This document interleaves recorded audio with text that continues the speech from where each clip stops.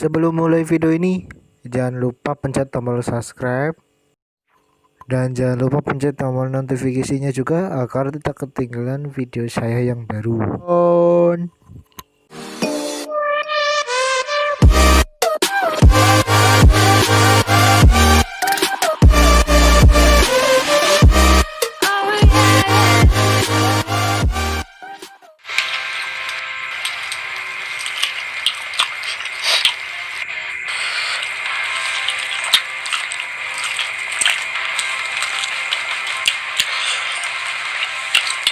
Saya pulang ya.